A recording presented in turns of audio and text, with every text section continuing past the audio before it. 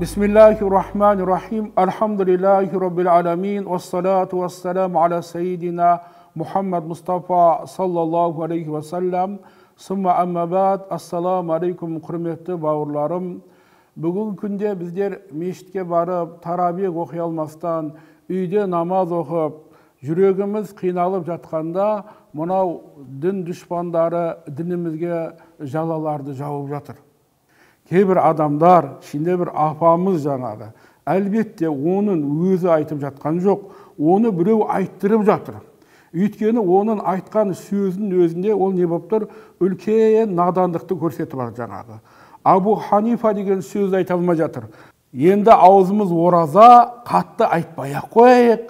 Жақсы үлкен болғаннан кейін, ол кісіні жамандыққа қимастан, қандай үлкен тау көтере алмайтын күнәні істеп жатса да, мені оны не деп жатырмын? Мүмкін жасы үлкен болса апа, ал менен кішкентай болса қарындасымыз. Міне дін дұшпандарының жинаған материалдарын ол жинап келіп, мынау орысшадан аударылған нәрселерді неғып жатыр? Тықпылап жатыр жаңағы. Өзінше бір арабшадан кітапты оқып, айтқандай адамдарға не матыр көрсетпекші.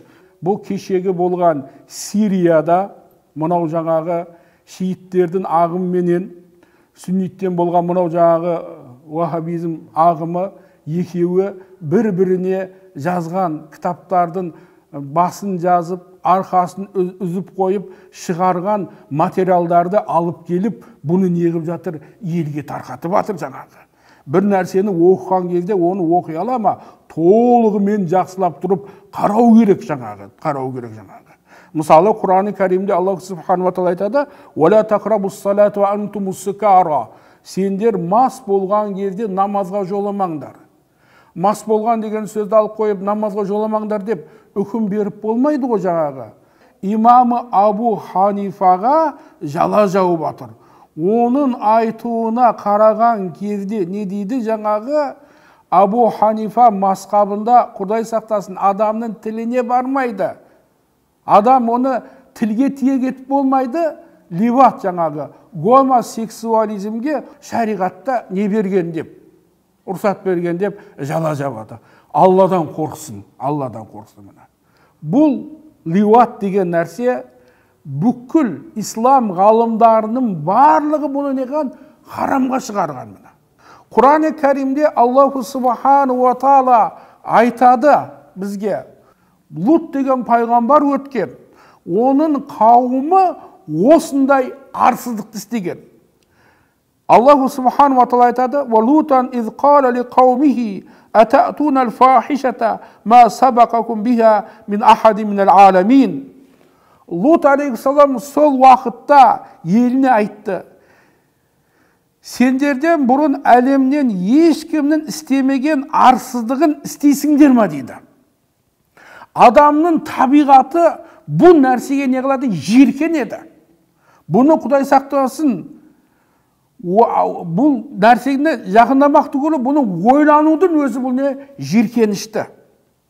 Пайғамбарымыз Мұхаммад Мұстафа саллаллаху алейхи ва саллям хадисі шәрифінде айтты: "Ливат жасаған адам малғун" деді. Ол Аллах Тағаланың ләнетіне ұшыраған деді жаңағы. Жалпы ислам ғалымдары ливаттың үкіміне арам екеніне, оның үлкен күнә екеніне бір ауыздан келіскен.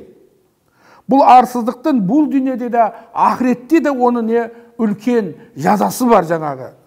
90 ауыз сөздің тобықтай түйілі болсын деген мені Құдайға шүкір Қазақстан мұсылмандар діни басқармасы бар. Сіздерде мені дін жөнінде қандай бір күмәндарыңыз болса, сұрақтарыңыз болса, келіңіздер, жауап береміз.